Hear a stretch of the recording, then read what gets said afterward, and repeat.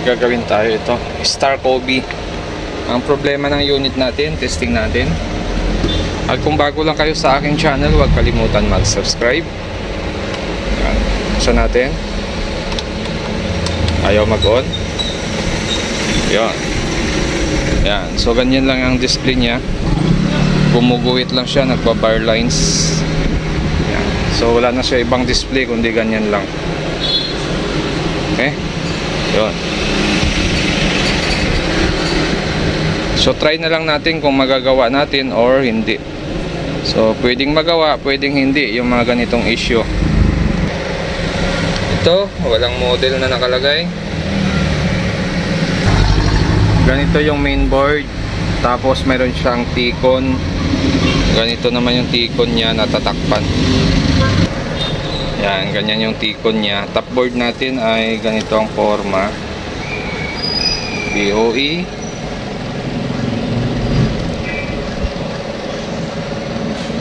Tapos sa kabila, ganun din.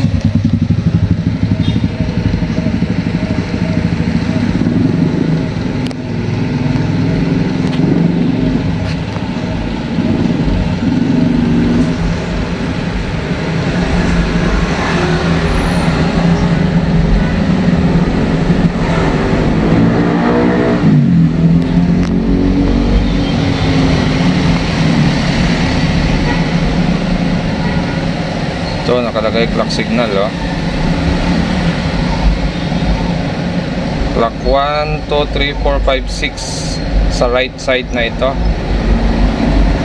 So, sa kabila, tingnan din natin kung saan yung clock signal natin dito. Ito.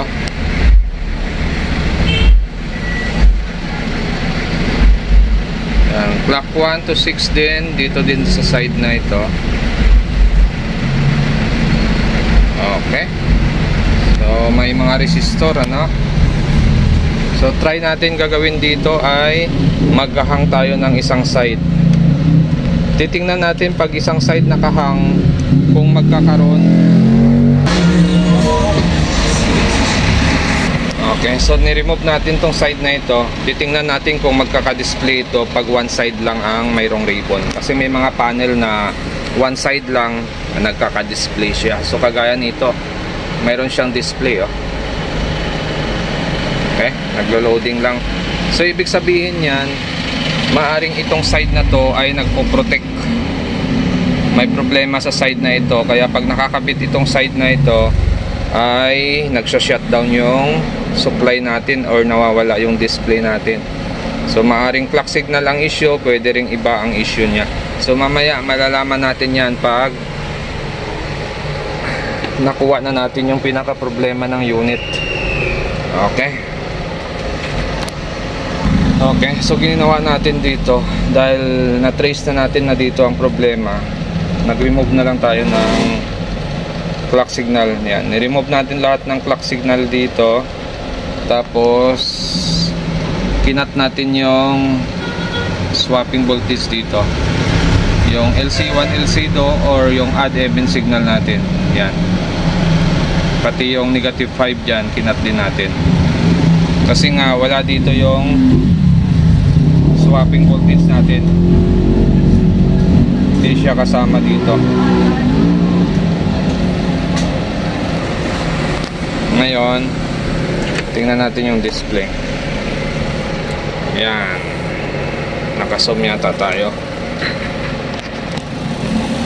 Baba natin, zoom natin. Okay, yun na, okay na siya, may display na siya. Okay, so ganun lang. Pag nag-trace kayo ng problema ng unit, hanapin nyo lang kung saang side ang normal saka saang side yung may problema. So na-trace kagad natin na itong side na to normal, kaya dito na tayo nag-remove ng clock signal sa kanyang swapping voltage natin. So hindi tape method yung ginamit natin dito, hindi, nag-remove lang tayo dito ng clock signal, tapos kinat lang natin dito yung swapping voltage natin. Ngayon ay okay na yung unit. So kung bago lang kayo sa aking channel, huwag kalimutan mag-subscribe, EdTech PH saka Skill TV.